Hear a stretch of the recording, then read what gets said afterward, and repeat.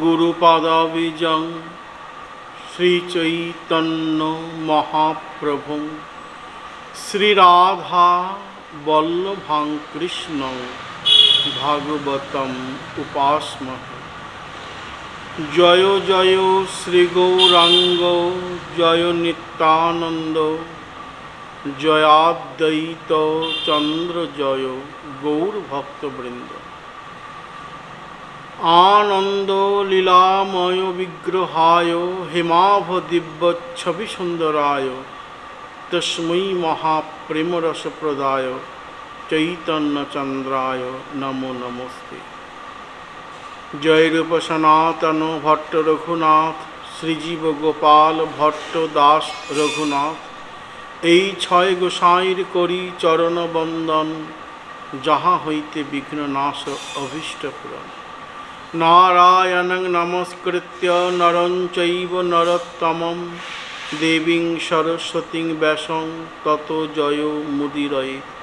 हरे कृष्ण कृष्ण कृष्ण हरे हरे हरे राम राम राम हरे हरे। निताय गौर सीतानाथ प्रेमानंदे हरि हरि। आज के चैतन्य चरितामृतेर যে প্রসঙ্গটি আস্বাদিত হবেন সেই প্রসঙ্গটি তাদের জন্য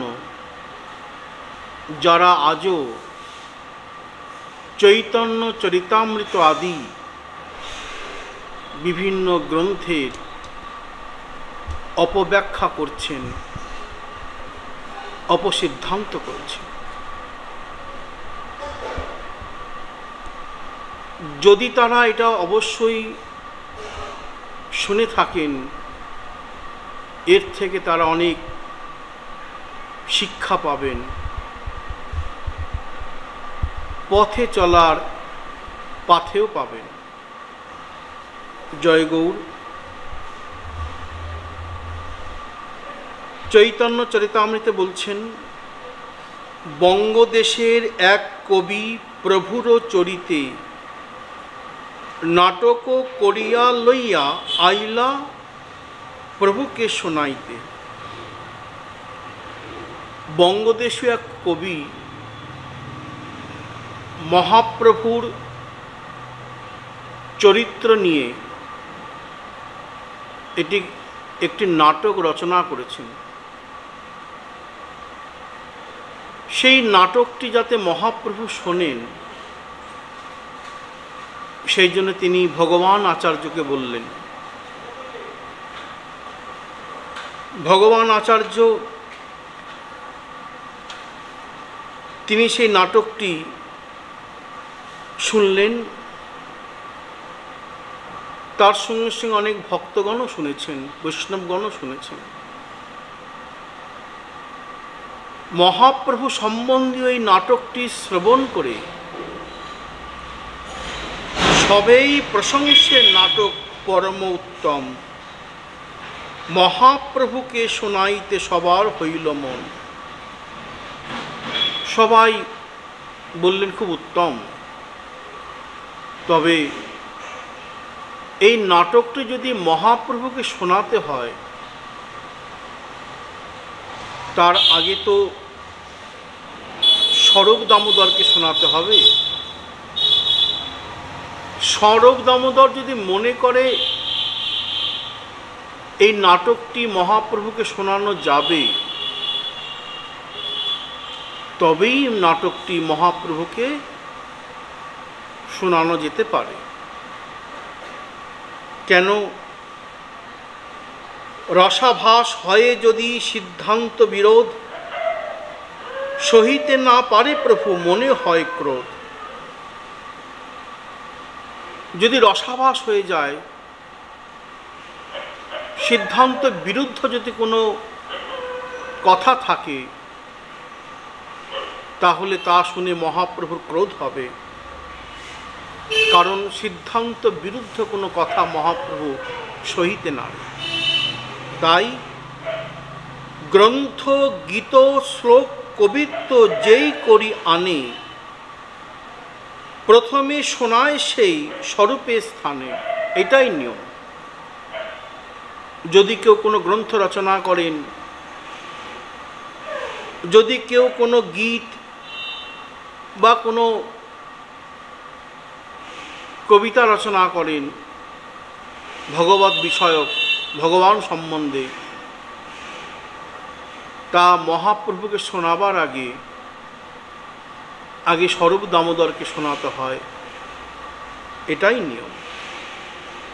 অতএব প্রভু কিছু আগে নাহি শুনে, এই তো মর্যাদা প্রভু করিয়াছেন নিয়মে। এটাই মহাপ্রভু নিয়ম করেছেন যে আগে স্বরূপ দামোদর শুনবে, তারপর তিনি শুনবেন। স্বরূপের ঠাঁই আচার্য কইল নিবেদন, এক বিপ্র প্রভুর নাটক করিয়াছে উত্তম। হে স্বরূপ দামোদর, ভগবান আচার্য বলছেন, একজন ব্রাহ্মণ সুন্দর নাটক রচনা করেছেন শ্রীমন মহাপ্রভুকে নিয়ে। তুমি ভালো করে শোনো, তুমি শুনবার পর যদি মনে হয় তবে মহাপ্রভুকে শোনাব। স্বরূপ কহে, তুমি গোয়াল পরম উদার, যে সে শাস্ত্র শুনিতে ইচ্ছা উপজে তোমার। তুমি সরল,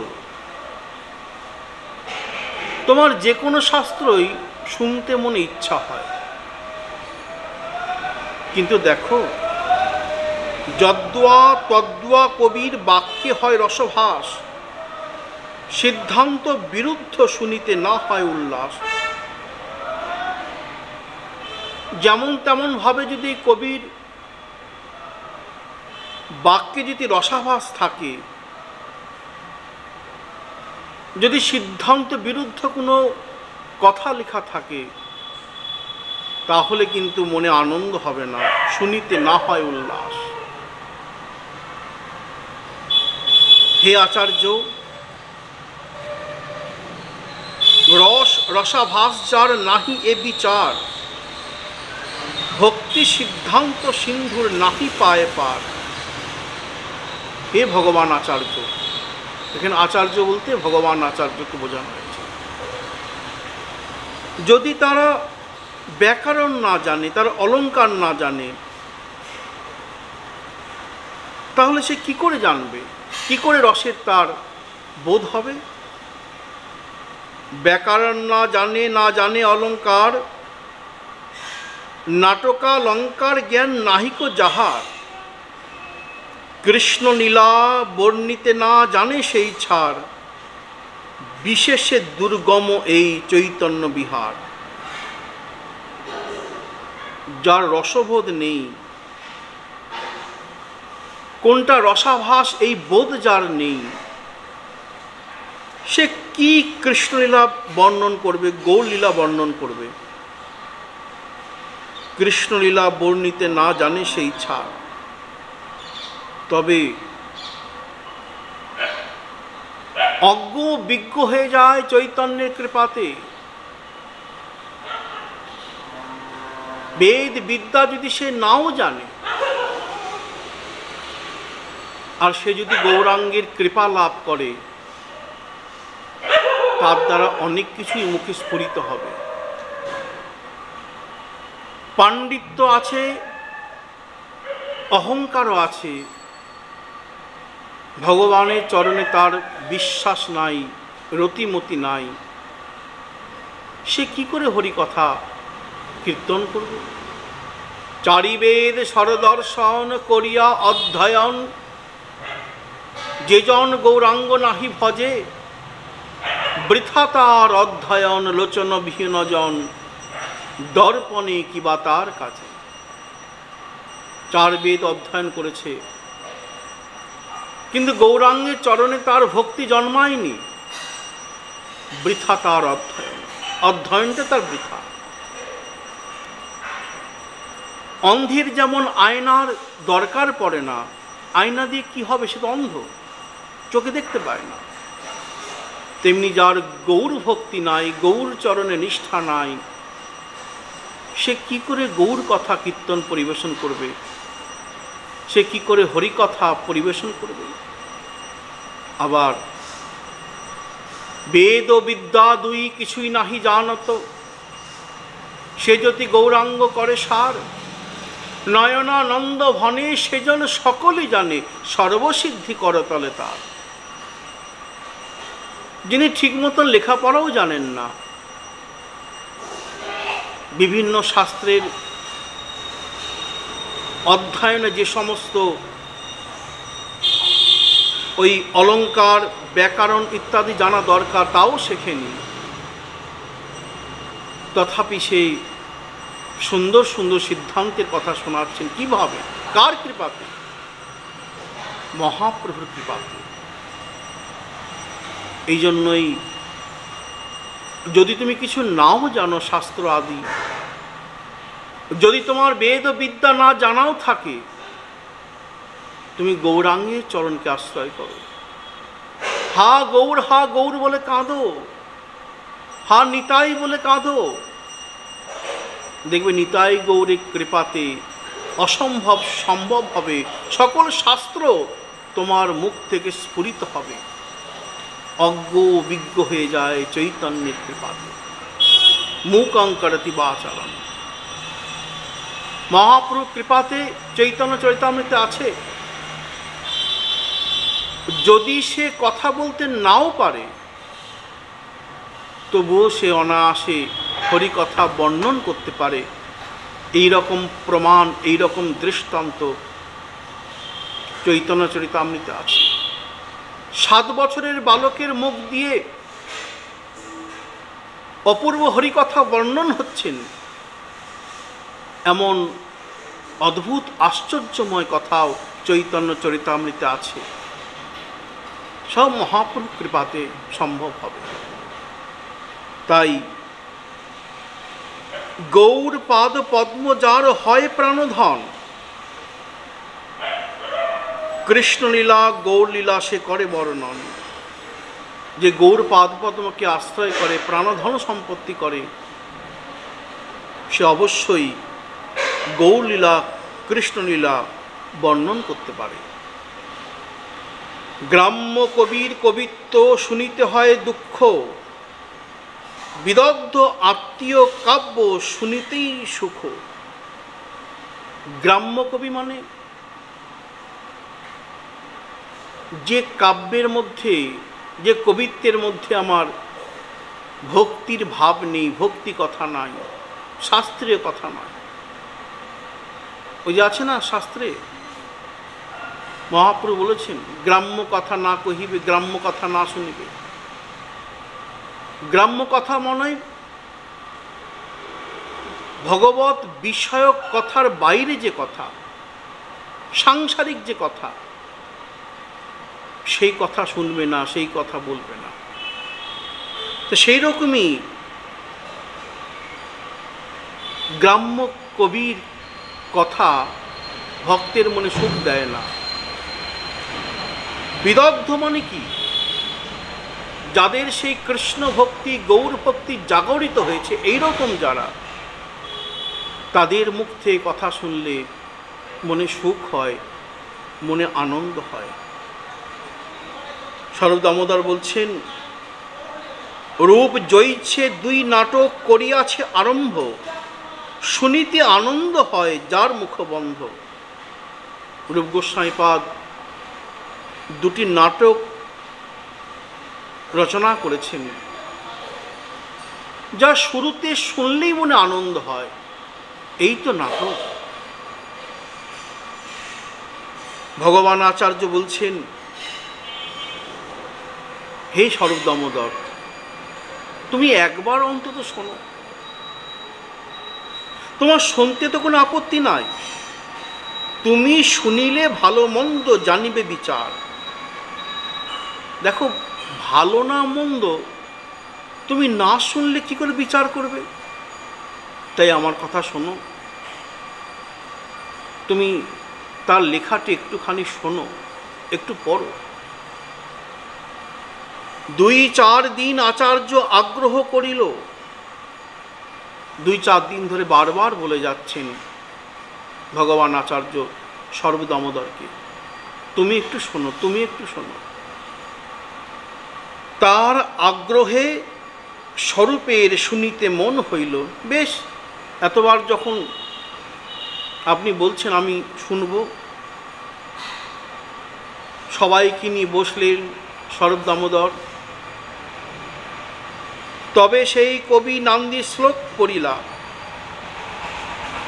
নান্দি শ্লোক প্রথমেই পড়তে আরম্ভ করলেন সেই গ্রাম্য কবি, সেই বঙ্গীয় কবি। সেই নান্দীয় শ্লোকটি কি? যথা বঙ্গদেশীয় কবি বাক্যম বিকচ কমল নেত্রে শ্রী জগন্নাথ সঙ্গে কনক রুচিরিহাত্ম ন্যাত্মতাং ইয়ঃ প্রপন্নঃ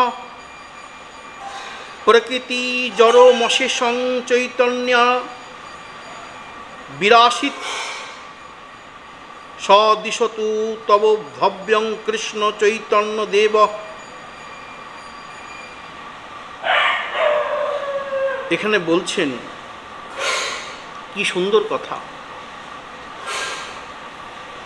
প্রকৃতি জড়ং,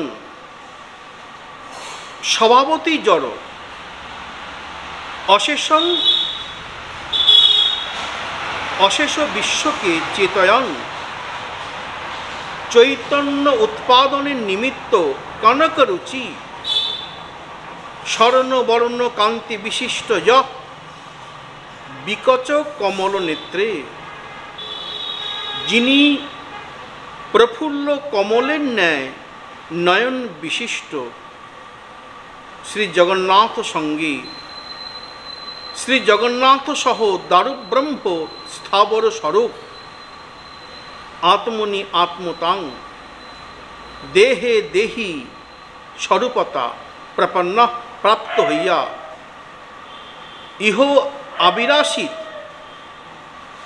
ব্রহ্মাণ্ডে আবির্ভূত হইয়াছেন স কৃষ্ণ চৈতন্য দেব। সেই শ্রীকৃষ্ণ চৈতন্য দেব তব তোমার ভব্যাং মঙ্গল দিশতু বিধান করুন। চেতয়ান্না বিরাসিত, কি সুন্দর কথা বলছে। তা সেই শ্রীকৃষ্ণ চৈতন্য দেব জগতের মঙ্গল করুন, যিনি সাক্ষাৎ জগন্নাথ দেব। জগন্নাথ আর চৈতন্য মহাপ্রভু তো অভিন্ন। আবার বলি, বাসুদেব ঘোষ কহে করি জোর হাত, যেই গৌর সেই কৃষ্ণ সেই জগন্নাথ। এই শ্লোক শুনে সবাই প্রসন্ন হলেন। স্বরূপ গোসাই বলছেন তুমি ব্যাখ্যা করো। স্বরূপ কহে এই শ্লোক করহ ব্যাখ্যানে। ওই বঙ্গীয় কবি ব্যাখ্যা করতে লাগলেন। কবি কহে জগন্নাথ সুন্দর শরীর, চৈতন্য গোসাই তাহে শরীরই মহাধীর। জগন্নাথ দেব সুন্দর দেহধারী, শরীর মানে দেহ, আর মহাপ্রভু তাতে দেহিরূপী মহাধীর। সহজে জড় জগতের চেতন করাইতে নীলাচলে মহাপ্রভু হইলা আবির্ভূতে। শুনি সভাকার হইল আনন্দিত মন, দুঃখ পায়া স্বরূপ কহে সক্রদ বচন। এই শ্লোক শুনে সবাই এবং ব্যাখ্যা শুনে সবাই খুশি হলেন, আনন্দিত হলেন, কিন্তু ক্রধান্বিত হলেন স্বরূপ দামোদর। কেন? এমন কি তিনি ব্যাখ্যা করলেন, এমন কি তিনি বলেছেন যার জন্য স্বরূপ দামোদর ক্রোধ প্রকাশ করলেন? দেখো এখানে এমন অনেক কীর্তনিয়া, এবং যে কীর্তনিয়াকে নিয়ে বর্তমানে যার কীর্তন শুনে সবার দুঃখ, যার নাম আমি আর বলতে চাই না, সে কোনো এক জায়গায় বলেছে যে বৈষ্ণবরা ক্রোধ কেন করবে? কেন ক্রোধ করবে? যখন কেউ অশাস্ত্রীয় কথা বলবে, যখন কেউ আমার ইষ্ট দেবতার নিন্দা করবে, চৈতন্য চরিতামৃত চৈতন্যদেব সাক্ষাৎ সাক্ষাৎ ভগবৎ বিগ্রহ, যিনি চৈতন্য চরিতামৃত তিনি চৈতন্য মহাপ্রভু। চৈতন্য চরিতামৃতে নিন্দা করা মানেই মহাপ্রভুর নিন্দা করা। মহাপ্রভু আমার ইষ্টদেব, তাহলে কি আমার ক্রোধ আসবে না? যিনি ভগবানের নিন্দা করবেন, যিনি ভক্তের নিন্দা করবেন, ক্রোধ ভক্ত দেশি জনে, সেখানে ক্রোধ আসাটাই স্বাভাবিক। তাই তো স্বরূপ দামোদর, যিনি সাক্ষাৎ মহাপ্রভুর নিত্যসিদ্ধ পরিকর, মহাপ্রভুর সঙ্গে সবসময় যিনি রয়েছেন, তিনিও ক্রোধ প্রকাশ করছেন। তিনি কি বলছেন? আরে মূর্খ, আপনার কইলি সর্বনাশ, দ্বৈত ঈশ্বরে তোর নাহিক বিশ্বাস। পূর্ণানন্দ চিৎস্বরূপ জগন্নাথ রায়, তারে কইলি জড়নশ্বর প্রাকৃত কায়। ওই যে বলেছেন, আবার শোনো, কবি কহে জগন্নাথ সুন্দর শরীর, শরীরটা তো প্রাকৃত হয়ে গেল, মানুষের মতন হয়ে গেল। আবার চৈতন্য গোসাই তাহে শরীরই মহাদীর, শরীরই মানে জীবাত্মা হয়ে গেল। সেখানেও সাধারণ মানুষের সঙ্গে তুলনা করা হলো জগন্নাথ দেবকেও এবং মহাপ্রভুকেও। দেখো, গৌরীয় বৈষ্ণবগণের, গৌরীয় পার্শ্বদগণে কি সূক্ষ্ম বিচার।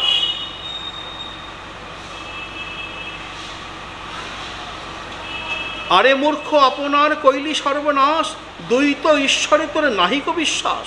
পূর্ণানন্দ চিৎস্বরূপ জগন্নাথ রায়, তারে কইলি জড় নশ্বর প্রাকৃত কায়। সরৈশ্বর্যপূর্ণ চৈতন্য স্বয়ং ভগবান, তারে কইলি ক্ষুদ্র জীব স্ফুলিঙ্গ সমান। বোঝা গেল? বিশাল অগ্নির জ্যোতি একটা ছোট্ট কণা, সে কি আর বিশাল কি এক হয়? তেমনি ক্ষুদ্র জীবের সঙ্গে স্বয়ং ভগবানের তুলনা করা যায় না। ভগবান শ্রীকৃষ্ণ যেমন স্বয়ং ভগবান, এতে চাংসকলা পুংস কৃষ্ণস্ত ভগবান স্বয়ং, তেমনি স্বয়ং ভগবান জগন্নাথ দেব, তেমনি আমার মহাপ্রভু শ্রীকৃষ্ণ চৈতন্য প্রভু স্বয়ং ভগবান, তাহারও চরণারবৃন্দে অনন্ত কোটি প্রণাম। মহাপ্রভু স্বয়ং ভগবান, সরৈশ্বর্যপূর্ণ চৈতন্য স্বয়ং ভগবান। দুই ঠাঁই অপরাধে পাইবে দুর্গতি, অতত্ত্বজ্ঞ তত্ত্ব বর্ণে তার এই রীতি।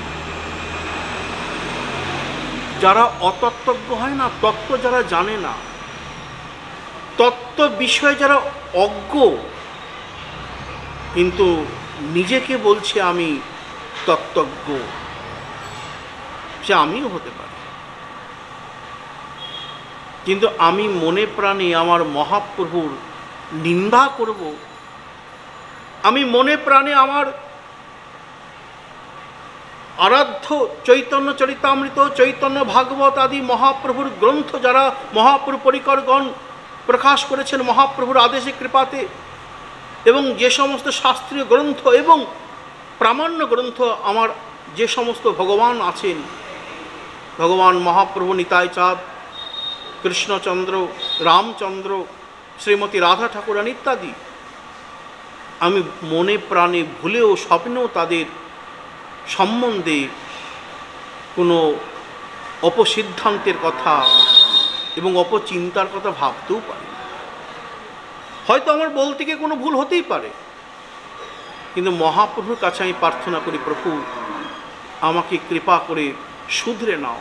আমি সমস্ত ভক্তগণের কাছে প্রার্থনা করছি, যদি কোনো কারণবশত আমার বলাতে ভুল হয়ে যায়, অজ্ঞানতাবশত, অজান্তে, আমি জেনে শুনে ভাবতেও পারি না, হয়ে যায়, তাহলে সবাই মিলে আমাকে ক্ষমা করে দিও এবং এই আশীর্বাদ করে যেন আমি আস্তে আস্তে শুদ্ধভাবে, শুদ্ধাচারে হরিকথা বলতে পারি। হরি কথা বলতে আমার বড় ভালো লাগে। ভুল হোক যাই হোক তবু চেষ্টা করি। সাধুগুরু বৈষ্ণব তোমরা শুনছো, তোমাদের আশীর্বাদে তবে তো আমি শুদ্ধ থেকে শুদ্ধ হব, তাই তোমাদের কাছে প্রকাশ করা। কিন্তু যারা অহংকারী হয়ে আমার ইষ্ট দেবতা ভগবানের নিন্দা করে, অপসিদ্ধান্তের কথা তাও জোর গলায় বলার চেষ্টা করে, বুক বাজিয়ে বলার চেষ্টা করে, তাদের অপরাধ অবশ্যই হবে। কারণ তারা তত্ত্বজ্ঞ নয়, তারা তত্ত্ব জানেই না। তাই স্বরূপ দামোদর পণ্ডিত বলছেন, দুই ঠাঁই অপরাধে পাইবে দুর্গতি, অতত্ত্বজ্ঞ তত্ত্ব বর্ণে তার এই রীতি। যে তত্ত্ব জানে না যদি তত্ত্ব সম্বন্ধে বলতে যায় তাহলে তার এই রকম অপরাধ হয়। শোনো হে কবি, দেহ দেহি ভেদ ঈশ্বরে কইল অপরাধ। ঈশ্বরের দেহদেহি কোনো ভেদ হয় না, তুমি সেই দেহদেহি ভেদ করেছো, এটা অপরাধ। ঈশ্বরের নাহি কবু দেহদেহি ভেদ, স্বরূপ দেহ চিদানন্দ নাহি কবি ভেদ। লঘু ভাগবতামৃতে বললেন, দেহ দেহি বিভাগং নেশ্বরে বিদ্যতে কচিত। ঈশ্বরে এই দেহদেহি বিভাগ কখনো বিদ্যমান থাকে না। ভগবানের কখনো দেহদেহির সেই রকম বিভেদ হয় না। এই জন্যই আমাদের ক্ষেত্রে বলা হয় আমরা দেহ রাখি, মরে গেছি, অমুকবাবু মারা গেছে। ভগবানের ক্ষেত্রে, গুরুর ক্ষেত্রে কখনো কি বলা হয়? তিরোভাব আবির্ভাব এই মাত্র জানি। খুব সুন্দর একজন বলেছেন যে যখন আমরা আম খাই, আমের আটিটা কিন্তু ফেলে দিই, আঙুর ফলটা পুরোটাই আমরা খেতে পারি। উনি ওনার মতন করে বুঝিয়েছেন, এটা আমার ভালো লাগলো, তাই সবার সামনে বলছি। তেমনিভাবে আমাদের মতন সাধারণ মানুষ, আমরা আমাদের দেহ পড়ে থাকে, দেহিরূপী জীবাত্মা আমাদের দেহ ছেড়ে চলে যায়। ভগবানের ক্ষেত্রে এটা কখনো সম্ভব নয়। যেমন ভগবান শ্রীকৃষ্ণের ক্ষেত্রে শ্রীমদ্ ভাগবতে বললেন, তিনি তার নিত্য ধাম থেকে এসে এই মর্তভূমিতে লীলা করলেন, আবার সেই স্বধামে তিনি গমন করলেন। সে রথে বসে দ্বারক দেখছেন, চলে গেলেন। তাদের কখনো মৃত্যু হয় না, তাদের দেহ কখনো আমাদের মতন পড়ে থাকে না। এই যারা আজও এই মহাপ্রভুকে নিয়ে যারা অবান্তর কথা বলে যাচ্ছে, এই ভাবনায় আমাদের গৌরী বৈষ্ণব বিশ্বাসী নন। তারা জানেন জগন্নাথের দেহে প্রভু মিলিয়ে গেছেন। হতেই পারে এক বহু জায়গায় মিলিত হতে পারেন, মিলিত হতে পারেন, এক বহু হতে পারেন। ভগবান রাসে ভগবান দেখিয়েছেন এক বহু হয়েছেন। শ্রীমদ্ ভাগবতে আছে ভগবান শ্রীকৃষ্ণ এক, ওই 16,000 মহিষীর সঙ্গে তিনি 16,108 মহিষীর সঙ্গে তিনি বিরাজ করছেন, এক এক ঘরে এক একভাবে। এটা ভগবানের পক্ষে সম্ভব। তাই যদি কোনো গ্রন্থে দেখে থাকো যে মহাপ্রভু টোটকবিনাথে বিলীন হয়েছেন, হতেই পারে। আবার কোথাও দেখতে পারো জগন্নাথ দেবের সঙ্গে বিলীন হয়েছে, হতেই পারে। তিনি এক বহু হতে পারেন, ভক্তের মনোবাসনা পূরণের জন্য তিনি হতে পারেন, অসম্ভব কিছু নয়। কর্তুম অকর্তুম অন্যথা কর্তুম সমর্থ, তিনি পারেন না এমন কিছু নয়, তার দ্বারা সব সম্ভব। অতএব ভগবানকে নিয়ে যদি এরকম সাধারণ মানুষের মতন কেউ চিন্তা ভাবনা করে, বুঝতে হবে সে মূর্খ। বুঝিবে রসিক জনে, না বুঝিবে মূঢ়। যারা মূর্খ, যারা মূঢ়, যাদের সাধু সঙ্গ নাই, যাদের ভক্তি নাই, শ্রদ্ধা নাই, নিষ্ঠা নাই, যাদের শাস্ত্র সম্বন্ধে জ্ঞান নাই, তারাই এই রকম কথা বলতে পারে। প্রথমে মনে রাখবে মহাপ্রভু আমার ভগবান, প্রথমে মনে রাখবে আমার নিতাই চাঁদ ভগবান, আমার প্রাণ গোবিন্দ ভগবান, শ্রীমতী রাধারানী ভগবতী। মা বিষ্ণুপ্রিয়া তো নবদ্বীপে ধামেশ্বর মহাপ্রভুর সঙ্গে বিলীন হয়ে গেছে। তার সেই নাকের নাক ছাবি আজও মহাপ্রভুর নাকের মধ্যে রয়েছে, নোলকটা। সাধারণ লোক বিশ্বাস করবে না তো করবে না, সে তো সাধারণ লোক, সে বিশ্বাস করবে। কিন্তু যখন সে ভক্ত হবে, ভক্তি সাগরে নিমজ্জিত হবে, সে তখন দেখতে পাবে, আজও দেখতে পাবে। যদি তোমার ইচ্ছা হয়, ভাবনা হয় দেখবার, সে ভক্তি সাগরে নিমজ্জিত হয়ে সাধুগুরু বৈষ্ণবের কৃপায় সিঞ্চিত হয়ে তুমি তাকিয়ে দেখো, দেবে দেখতে পাবে ধামেশ্বর মহাপ্রভুতে গিয়ে মা বিষ্ণুপ্রিয়া তোমার সামনে তার মধ্যে বিলীন হয়ে যাচ্ছে। আজও সেই নিত্যলীলা করে গোরা রায়, কোনো কোনো ভাগ্যবানে দেখিবারে পায়। তাই ভগবানকে নিয়ে এরকম সাধারণ মানুষের মতন চিন্তা ভাবনা বাদ দাও, এতে তোমার ভালো হবে না অমঙ্গল হবে। আর যাতে মঙ্গল হয় সেই পথে তুমি অগ্রসর হও। স্বরূপ দামোদর বলছেন, কাহা পূর্ণানন্দেশ্বর কৃষ্ণ মায়েশ্বর, কাহা ক্ষুদ্র জীব দুঃখী মায়ার কিঙ্কর। ভগবান তো ঈশ্বর, একর ঈশ্বর কৃষ্ণ আর সব বৃত্ত, যারে জইছে নাচায় সে তৈছে করে নৃত্য। তিনি ঈশ্বর, তিনি মালিক, আমরা তার কিঙ্কর, আমরা তার দাস।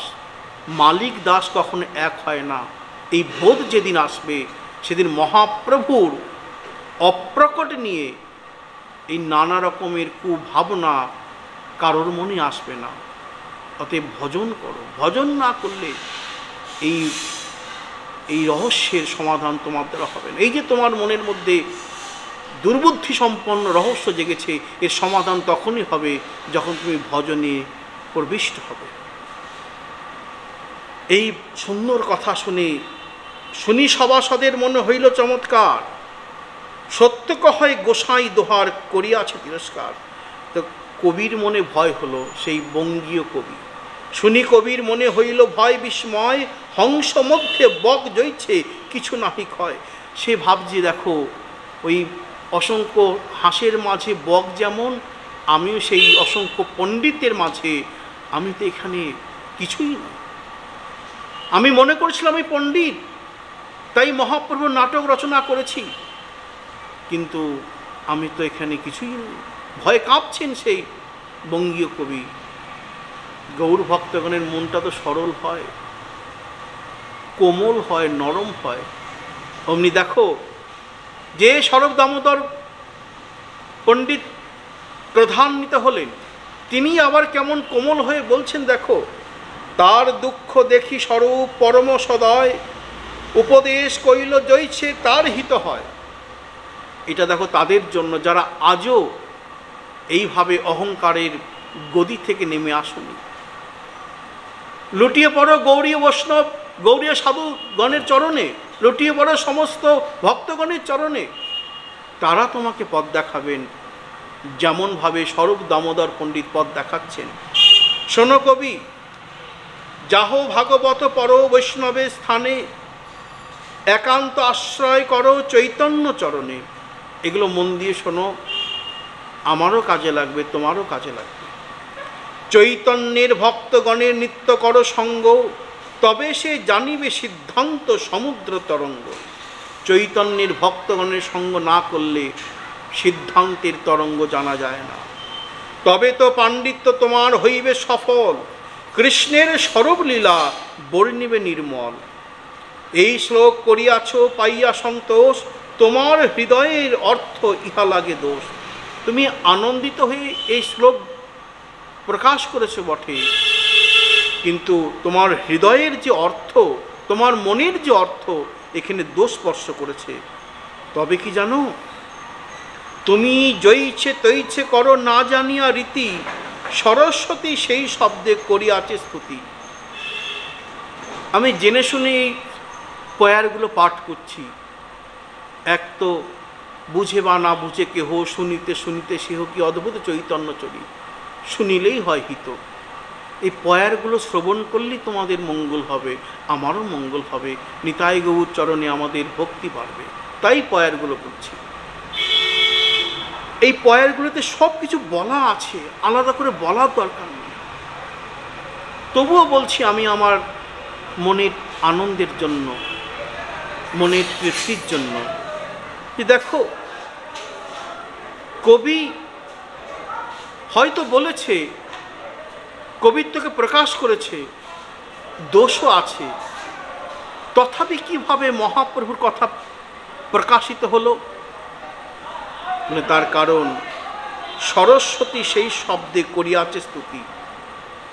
মা সরস্বতী দেখছেন এ যেভাবেই বলুক, যত দোষী থাকুক, কিন্তু উদ্দেশ্যটা তো মহৎ। এ তো মহাপ্রভু সম্বন্ধে বলতে চাইছে, মহাপ্রভুকে নিন্দা করতে চাইছে না ওই বর্তমানে কিছু গায়কের মতন, কিছু অভক্ত কীর্তনিয়ার মতন, কিছু অভক্ত ব্যক্তির মতন। এর উদ্দেশ্য মহৎ। তাই মা সরস্বতী তাকে কৃপা করছেন, তাই শব্দগুলো প্রকটিত হয়েছে। সেই শব্দে সরস্বতী করেন স্তবন। আমরা জানি জৈছে ইন্দ্র দৈত্যাদি করে কৃষ্ণকে ভৎসন, সেই শব্দে সরস্বতী করেন স্তবন। ইন্দ্র ভগবান কৃষ্ণের নিন্দা করেছিলেন, কিন্তু যেহেতু ইন্দ্র ভগবানের সম্বন্ধে বলতে চেয়েছেন, তাই সেটা পরবর্তীকালে স্তবে পরিণত হয়েছে। মা সরস্বতী দেখলেন বলছেন তো কৃষ্ণের উদ্দেশ্যে, নিন্দাচ্ছলে হলো কৃষ্ণের কথাই তো হয়েছে, তাই সেটাকে মা সরস্বতী স্তবের আকারে পরিণত করেছেন। ইন্দ্র কি নিন্দা করেছিলেন? ভাগবতে আছে, কৃষ্ণের উদ্দেশ্যে ইন্দ্র বলছেন, বাচালং বালিশং স্তব্ধ মগ্গং পণ্ডিত মানিনম কৃষ্ণং মর্তমুপাশ্রিত গোপামে চক্রর প্রিয়ম। বাচালং বালিশং স্তব্ধ অজ্ঞং পণ্ডিত মানিনং মর্তং, মানে ও একটা বহুভাষী, বাচাল মানে অনেক কথা বলছে, অল্প বুদ্ধি সম্পন্ন, অবিনীত, মূর্খ, পাণ্ডিত্যের অভিমানী, মরণধর্মী। তো যে কোনো সময় মারা যাবে, মানুষও মরণধর্মী।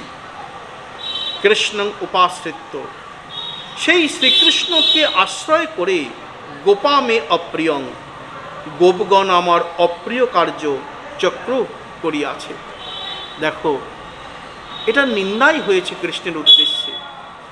কিন্তু তোমরা সবাই জানো, যখন কৃষ্ণের কাছে পরাজিত হলেন ইন্দ্র, তখন কিন্তু সেই ইন্দ্রই কৃষ্ণের চরণকে আশ্রয় করেছিলেন, কৃষ্ণকে অভিষেক করেছিলেন, এবং ব্রহ্মার আদেশে কৃষ্ণকে গোবিন্দ নামে তিনি প্রকাশ করলেন। হে গোবিন্দ, হে কৃষ্ণ, আজ থেকে তোমার নাম হলো গোবিন্দ। কিন্তু এই যে নিন্দাটা করলেন, এটাও স্তব হয়ে গেছে। কীরকম? সংক্ষেপে বলি, সময় কম। স্বরূপ দামোদর পণ্ডিত বলছেন, শোনো, ঐশ্বর্য মদে মত্ত ইন্দ্র যেন মাতোয়াল, বুদ্ধি না শৈল কেবল নাহিক সম্ভাল। ইন্দ্র কহে মুই কৃষ্ণের করিয়াছ নিন্দন, তারই মুখে সরস্বতী করেন স্তবন। কি স্তবন করছেন? বাচাল কহিয়ে বেদ প্রবক্তক ধন্য। ইন্দ্র বলেছে হয়তো কৃষ্ণকে বাচাল, বাচাল মানে যে অনেক বলে, এখানে হবে বাচাল অর্থে যিনি বেদকে প্রবর্তন করেছেন। বেদ স্বয়ংভূ, কিন্তু বেদকে স্বয়ং ভগবান, বেদকে প্রকাশ করেছেন কে? স্বয়ং ভগবান। তাই বাচাল শব্দে যিনি বেদ প্রবক্তক, কে? তিনি ভগবান। কাউকে না কাউকে তো প্রকাশ করতেই হবে, ভগবান প্রকাশ করেছেন। বালিশ তথাপি শিশু প্রায় গর্বশূন্য। ইন্দ্র বললেন বালিশ মানে অল্প বুদ্ধি, কিন্তু এখানে মা সরস্বতী প্রকাশ করলেন বালিশ মানে কি জানো? যার মধ্যে শিশুর মতন গর্বশূন্য, যিনি এত জানেন, এত জানেন। ভগবানের থেকে বেশি কে জানে? তার থেকে বড় কে আছে? ভগবান শ্রীকৃষ্ণ বললেন, মত্তহ পরতরং কিঞ্চিদস্তি ধনঞ্জয়। হে অর্জুন, আমার থেকে শ্রেষ্ঠ কেউ নাই, আমি। তাহলে তার থেকে বেশি কে জানে? তথাপি দেখো, শিশু যেমন গর্বশূন্য, কোনো গর্ব করে না, সরল, ভগবানও তেমনি গর্বশূন্য, সরল।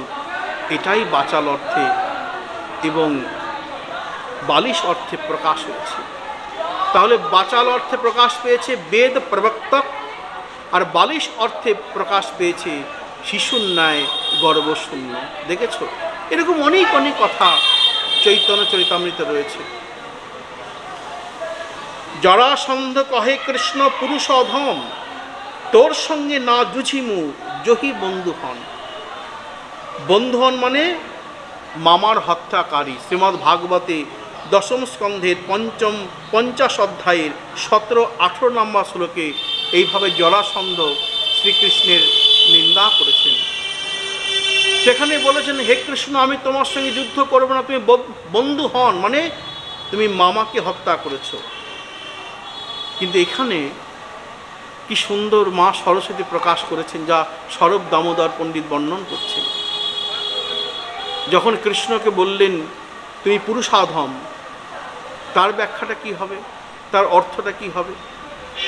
যাহা হইতে অন্য পুরুষ সকল অধম, অর্থাৎ যার থেকে অন্য পুরুষ অধম, সেই অর্থে বোঝানো হয়েছে। সেই হয় পুরুষোত্তম সরস্বতীর মন, সেই তো পুরুষোত্তম। তিনি কে? শ্রীকৃষ্ণ। বান্ধে সবারে তাতে অবিদ্যা বন্ধু হয়। এখানে বন্ধু বলতে অবিদ্যা, আর বন্ধুহন মানে অবিদ্যা নাশক বন্ধুহন শব্দে হয়, যার মাধ্যমে অবিদ্যা নাশ হয়। তাহলে দেখেছো, বন্ধু মানে অবিদ্যা, আর বন্ধুহন মানে অবিদ্যা নাশ যার মাধ্যমে হয়। তাহলে নিন্দা হলো বটে, নিন্দাটা প্রশংসা হয়ে গেল। এই মতো শিশুপাল করিল নিন্দন, সেই বাক্যে সরস্বতী করেন স্তবন। শিশুপালও অনেক নিন্দা করেছিল, কিন্তু সবটাই পরবর্তীকালে স্তব হয়ে গেছে। এরকম ভরি ভরি দৃষ্টান্ত আমরা শাস্ত্র অধ্যয়ন করলে জানতে পারি। তৈছে তোমার এই শ্লোকে অর্থ নিন্দা আইসে। হে কবি, তোমারও ওই কবিত্বে অর্থে নিন্দা এসে গেছে, কিন্তু মা সরস্বতী তাকে স্তুতিতে পরিণত করেছেন। সরস্বতীর অর্থ শোনো, জৈছে স্তুতি ভাসে। বলে দেখো, তোমার নিন্দাটা তুমি নিন্দা ইচ্ছাকৃত করনি বটে, কিন্তু নিন্দা হয়ে গেছে। শব্দটা শোনো, জৈছে তোমার এই শ্লোকে অর্থ নিন্দা আইছে। সরস্বতীর অর্থ শোনো, জৈছে স্তুতি ভাসে। বোঝা গেল তাহলে নিন্দা করতে চাইনি, কিন্তু নিন্দা হয়ে গেছে। কিন্তু মা সরস্বতী কিভাবে তাকে স্তুতিতে পরিণত করলেন, আমরা স্বরূপ দামোদরের মুখে শুনি। জগন্নাথ হয় কৃষ্ণের আত্মা স্বরূপ, কিন্তু ইহ দারুব্রহ্ম স্থাবর স্বরূপ। দেখো, ওই শ্লোকটার কি সুন্দর ব্যাখ্যা করছেন স্বরূপ দামোদর। কিরকম? জগন্নাথকে কৃষ্ণের আত্মা, কিন্তু তিনি দারুব্রহ্ম রূপে, স্থাবর রূপে আমাদের সামনে দেখা যাচ্ছে। তাহা সহ আত্মতা একরূপ হইয়া, কৃষ্ণ এক তত্ত্বরূপ দুই রূপ হইয়া। কৃষ্ণ জগন্নাথ আলাদা নন, একই তত্ত্ব, কিন্তু যেন মনে হচ্ছে দুটো রূপ। সত্যি তো, জগন্নাথের রূপ দেখো আর কৃষ্ণের রূপ দেখো, কিন্তু তত্ত্ব তো দুই এক। এইবার সংসার তারণ হেতু জৈচ্ছে ইচ্ছা শক্তি, তাহার মিলন কহি একতা হইছে প্রাপ্তি। সকল সংসারী লোকের করিতে উদ্ধার, গৌর জঙ্গম রূপে কইল অবতার। একটা স্থাবর, একটা জঙ্গম। স্থাবর কোনটা, জঙ্গম কোনটা আমরা জানি। এই যে সমস্ত দেখছো ইট পাথর আদি সব স্থাবর, আর জঙ্গম তার উল্টো। জগন্নাথ দর্শনে খণ্ডয়ে সংসার, সব দেশের সব লোক নারে আসিবার। শ্রীকৃষ্ণ চৈতন্য গোসাই দেশে দেশে গিয়া, সর্বলোক নিস্তারিলা জঙ্গম ব্রহ্ম হইয়া। কি অপূর্ব ব্যাখ্যা করলেন। দেখো, জগন্নাথ দেব আর মহাপ্রভু একই তত্ত্ব, কিন্তু স্বয়ং জগন্নাথ দেবকে যাকে আমরা পুরীধামে দর্শন করতে যাই, তিনি কিন্তু সব জায়গায় যান না, তিনি পুরীধামেই থাকেন। কিন্তু আমার শ্রীকৃষ্ণ চৈতন্য মহাপ্রভু তিনি দেশে দেশে গিয়া, তিনি সর্বত্র যাচ্ছেন। আবার শোনো, সব দেশের সব লোক নারে আসিবার। জগন্নাথ দর্শনে খণ্ডয়ে সংসার, সব দেশের সব লোক নারে আসিবার। শ্রীকৃষ্ণ চৈতন্য গোসাই দেশে দেশে গিয়া সর্বলোক নিস্তারিলা জঙ্গম ব্রহ্ম হইয়া। সরস্বতীর অর্থ এই সব বিবরণ, এহ ভাগ্য তোমার ঐচ্ছে করিলে বর্ণন। কৃষ্ণে গালি দিতে করে নাম উচ্চারণ, সেই নাম হয় তার মুক্তির কারণ। এবার আমরা বিশ্রামের পথে আসছি। দেখো, যদি কেউ কৃষ্ণকে গালাগালিও দিয়ে ফেলে, হয়তো কেউ বলল ভগবান তুমি মানুষের বাচ্চা নাও, ভগবান বললেন ঠিকই তো, আমি তো গরুর বাচ্চা হয়েছি। ভগবান তুমি দুশ্চরিত্র, ঠিকই তো, আমার তো দুরকম চরিত্র। আমি যখন দুষ্টের কাছে যাই, দুষ্ট দমনকারী হয়ে যখন আমি ভক্তের কাছে যাই, ভক্ত বৎসল ভগবান হয়ে তুমি যেভাবেই আমার নিন্দা করো, পুরোটাই প্রশংসা হয়ে যাবে। আমরা জানি এই প্রকাশানন্দ সরস্বতীপাদ প্রথমে মহাপ্রভুর নিন্দা করেছিলেন। নামমাত্র সন্ন্যাসী মহা ইন্দ্রজালী, কাশীপুরে না বিকবে তার ভাব কালী। বেদান্ত শ্রবণ করো না যাই হো তার পাশ, উচ্ছৃঙ্খল লোকে দুই লোক নাশ। এর ব্যাখ্যা এখন করা সম্ভব নয়, যদি কখনো সময় হয়, সম্ভব হয়, তখন আমরা শ্রবণ করব। কিন্তু এই প্রকাশানন্দ সরস্বতীপাদে যখন প্রবোধানন্দ সরস্বতীপাদে পরিণত হলেন, তখন এই নিন্দাই স্তুতিতে পরিণত হয়ে গেল মহাপ্রভুর চরণে। তবে চেষ্টা করতে হবে যাতে ভগবত বিষয়ক নিন্দা যেন মুখ থেকে না বেরোয়। তবে সেই কবি সবার চরণে পড়িয়া সবার শরণ নিল দন্তে তৃণ লইয়া। দেখো, ভক্ত কবি তো, তার তো ইচ্ছা ছিল না প্রভুর নিন্দা করার, হয়ে গেছে মুখ দিয়ে। সমস্ত ভক্তগণের চরণে প্রণাম করছেন এবং